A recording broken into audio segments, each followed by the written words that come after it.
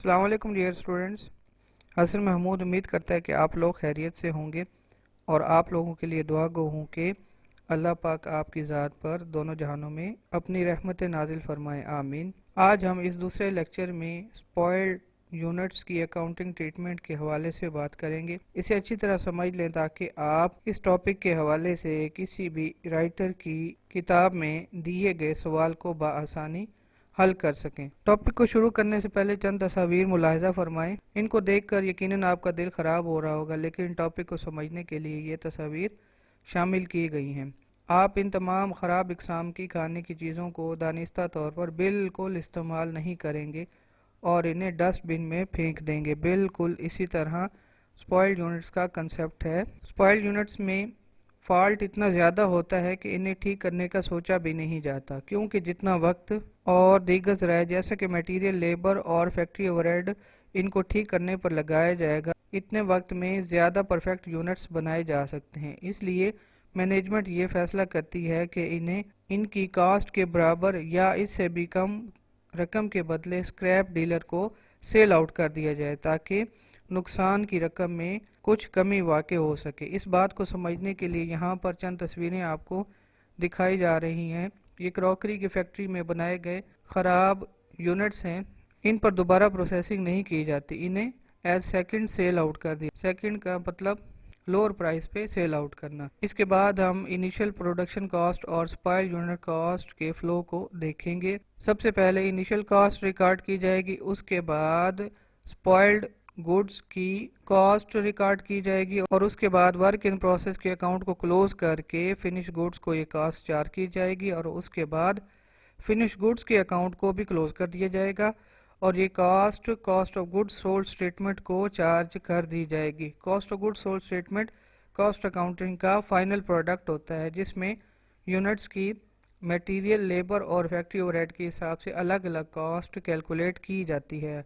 और आखिर में स्पॉइल्ड यूनिट्स को स्क्रैप डीलर को सेल आउट करने की एंट्री की जाएगी और इसके साथ साथ जो परफेक्ट यूनिट्स होंगे, ऐसे यूनिट्स जो क्वालिटी के स्टैंडर्ड को मीट करते होंगे, पूरा करते होंगे, उन्हें परफेक्ट यूनिट कहा जाता है और उन्हें रेगुलर कस्टमर्स को सेल आउट किया जाता है और इसी तरतीब से जनरल एंट्रीज भी की जाएंगी। इसके बाद बढ़ते हम कॉस्ट ऑफ स्पॉइल्ड यूनिट की कॉस्ट के हवाले से। ये वो कॉस्ट होती है जो आप रिकवर करते हो उन्हें सेल आउट करके, और इसमें आपके पास दो ऑप्शंस होती हैं। पहली ऑप्शन ये हो सकती है कि उस कॉस्ट को सेम जॉब को चार्ज करें। सेम जॉब को चार्ज करने का मतलब ये है कि इस तरह का लॉस बहुत ज़्यादा हो, अब नॉर्मल हो, रूटीन से हट के हो, इसलिए इस कॉस्ट को उसी स्पेसिफिक कॉस्ट में चार्ज किया जाता है जिस जॉब में ये स्पॉइल्ड यूनिट्स डिटेक्ट किए जाते हैं। इसके मुकाबले में होल प्रोडक्शन होती है। होल प्रोडक्शन से मुराद ये है कि मैन्युफैक्चरिंग यूनिट्स में, मैन्युफैक्चरिंग कंसर्न्स में at a time different orders पर प्रोसेसिंग की जा रही होती है। अगर एक जॉब में इस तरह के स्पॉइल्ड यूनिट्स हों जो कि नॉर्मल हों, जिनकी कॉस्ट कम हो, जिनका लॉस कम हो, इस सूरत में उन्हें होल प्रोडक्शन को या फैक्ट्री ओवरहेड को चार्ज किया जाता है और स्पेसिफिक जॉब को इग्नोर कर दिया जाता है। अब क्वेश्चन की जानिब बढ़ते हैं। कंपनी ने 210 यूनिट्स बनाने शुरू किए और मटेरियल पर टोटल कास्ट 24,000 की लगी, डायरेक्ट लेबर पर टोटल कास्ट 8,000 की लगी और इस तरह फैक्ट्री ओवरहेड 75% चार्ज किया गया डायरेक्ट लेबर की बुनियाद पर। फाइनल इंस्पेक्शन पर 20 यूनिट्स डिफेक्टिव निकले और उन्हें स्पॉइल्ड यूनिट्स की कैटेगरी में डाला गया, यानी इन पर रीवर्क नहीं किया गया। इन 20 यूनिट्स में से हर एक यूनिट को 50 रुपए का सेल आउट किया गया और जो बाकी परफेक्ट यूनिट्स है उनमें से हर एक यूनिट को 300 रुपए का सेल आउट कर दिया गया। पहली ट्रांजैक्शन में 210 यूनिट्स को बनाने पर मटेरियल की 24,000 की अमाउंट इनकर हुई। लेबर की हेड में आपने 8,000 पे किए और 8,000 का 75% कैलकुलेट किया फैक्ट्री ओवरहेड के लिए, जो कि 6,000 बना। इन सब को आपने ऐड किया तो ये आपने चार्ज कर दिए वर्क इन प्रोसेस के अकाउंट को, जो कि 38,000 बना। इसके बाद हम स्पॉइल्ड यूनिट्स की कॉस्ट या लॉस को रिकॉर्ड करेंगे। स्पॉइल्ड यूनिट्स की वजह से आपके नंबर ऑफ यूनिट्स कम हो जाते हैं। ये इम्परफेक्ट यूनिट्स होते हैं जिन्हें एज सेकंड सेल आउट किया जाता है। इसकी वजह से वर्क इन प्रोसेस के अकाउंट को क्रेडिट किया जाता है और स्पॉइल्ड गुड्स के अकाउंट को क्रिएट कर दिया जाता है। ये टेम्परेरी अकाउंट है जो बाद में क्लोज हो जाएगा। इसके बाद वर्क इन प्रोसेस के अकाउंट को क्लोज किया जाएगा। वर्क इन प्रोसेस का अकाउंट पहली एंट्री में 38,000 से डेबिट हुआ था और दूसरी एंट्री में वर्क इन प्रोसेस का अकाउंट स्पॉइल्ड यूनिट्स की वजह से 1000 से क्रेडिट हुआ था, इसलिए 38,000 में से 1000 माइनस हुआ तो वर्क इन प्रोसेस के अकाउंट में 37,000 की अमाउंट आई और ये अमाउंट चार्ज की गई फिनिश गुड्स के अकाउंट को।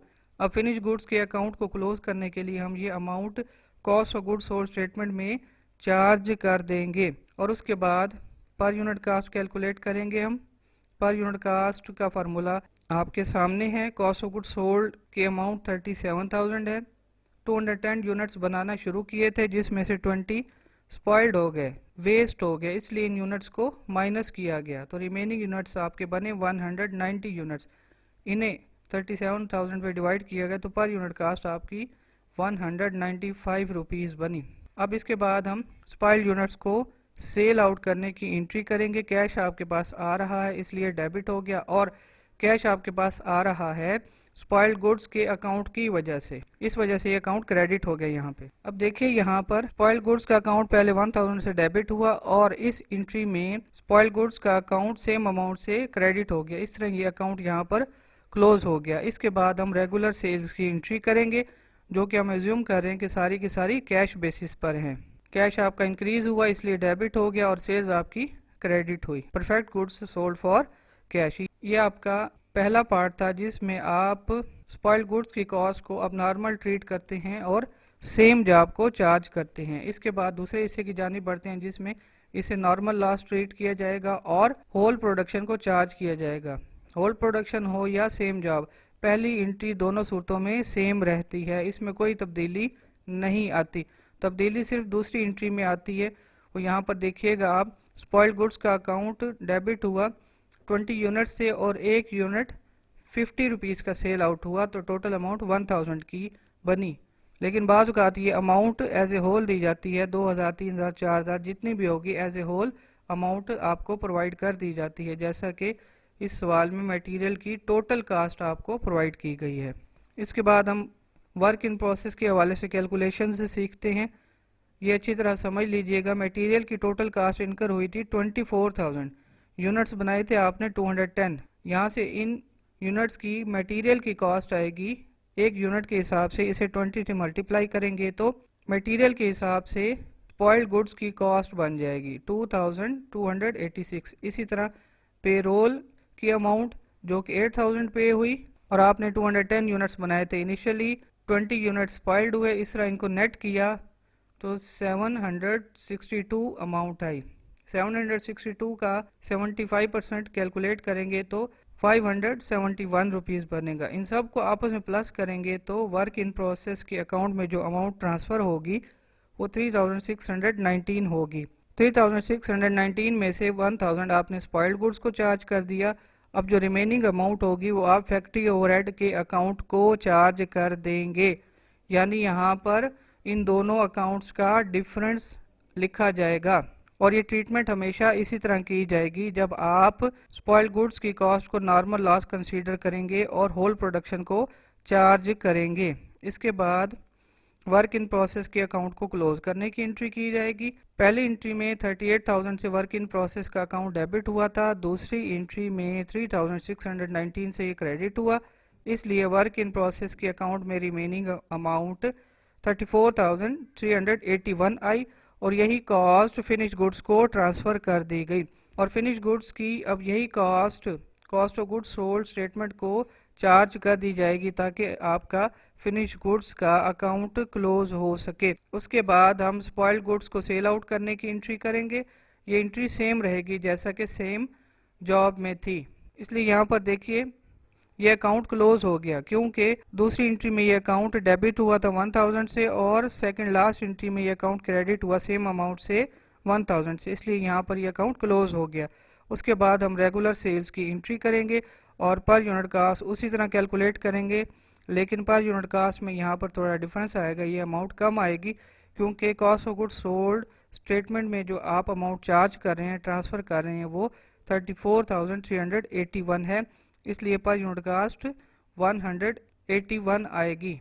स्पॉइल्ड गुड्स की ट्रीटमेंट के हवाले से सेम जॉब हो या होल प्रोडक्शन वो पहली एंट्री सेम रहती है, और उसके बाद वर्क इन प्रोसेस के अकाउंट को क्लोज करने की एंट्री सेम रहती है, फिनिश गुड्स के अकाउंट को क्लोज करने की एंट्री सेम रहती है। इसी तरह स्पॉइल्ड गुड्स को जो सेल आउट करते हैं स्क्रैप डीलर को, वो एंट्री भी सेम रहती है, और इसी तरह सेल्स की एंट्री भी सेम रहती है। अब डिफरेंस सिर्फ अमाउंट्स का ही आता है, इसलिए अगर एक पार्ट को अच्छी तरह समझ लिया जाए तो दूसरा पार्ट खुद ब खुद समझ आ जाता है। टॉपिक के हवाले से आपकी सजेशंस और क्वेश्चंस का कमेंट सेक्शन में इंतज़ार रहेगा। अपना बहुत सा ख्याल रखिएगा। अल्लाह हाफिज़।